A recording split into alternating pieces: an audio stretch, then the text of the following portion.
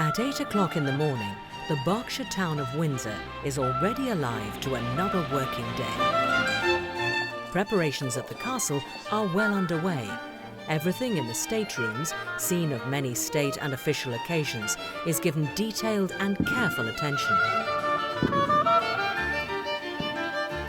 And for the men and women who are anxiously making their way to the castle, it's the culmination of many weeks of preparation. It's the day of their investiture at Windsor Castle.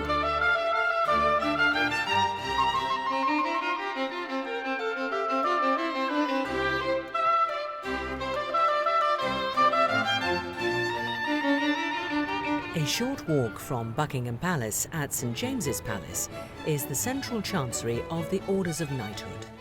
It's part of the Lord Chamberlain's office and is responsible for governing the orders of chivalry and maintaining the records of all appointments within each order. They also take the lead in organising investitures and the sending out of invitations, together with warrants signed by the King. Lindsay, good morning. Can we just confirm some of the numbers that we are expecting for investitures in the next season? Looking at February, Investiture X in the morning at Windsor Castle with the Prince of Wales. 65. 65, thank you. Just turning, we've got 4 in March. When the various insignia arrive from the manufacturers, each decoration is very carefully scrutinised for blemishes and then stored in the Central Chancery's vaults to await its recipient. Only a select number of investitures are held at Windsor Castle each year, and recipients and their guests are treated to a sumptuous display of art and indeed history as they carefully make their way through this majestic building. The honours system and the concept of the investiture as we know it today is relatively new, given that the history of the monarchy spans over 1,000 years.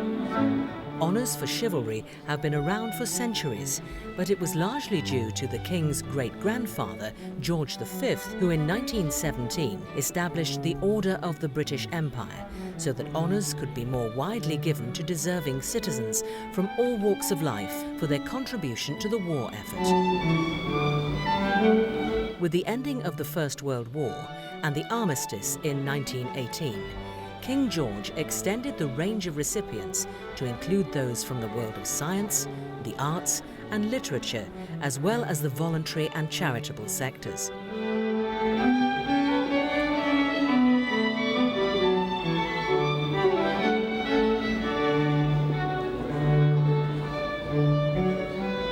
Many countries in the world today have honours and awards of one sort or another, but nowhere is the bestowing of titles and decorations performed in such splendid surroundings and with such grace, style and ceremony.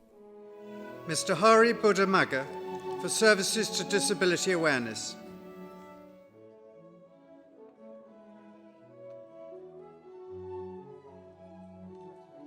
I think one of the most important aspects of an investiture is to be able to reward in a suitable way the selfless service and dedication of so many of these remarkable people.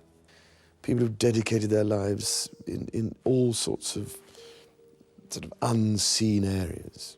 I'm aware, only too aware, that for the vast majority of people who come to an investiture, it is a very important moment in their lives when they have been given an honour and a reward and a thank you for all the marvellous things they've done. When talking with the recipients at these investitures, I'm reminded of all of the great things that they have done to earn their awards, the long service that they have given throughout their working lives, the considerable achievements they have reached, and the selfless commitments they have made to their communities. Those who have deserved recognition do get reached by the honour system, and I've met many of them in my travels around the UK and elsewhere. I hope that the example set by these naturally generous and determined people will not be underestimated, and especially that they will have enjoyed the experience of today.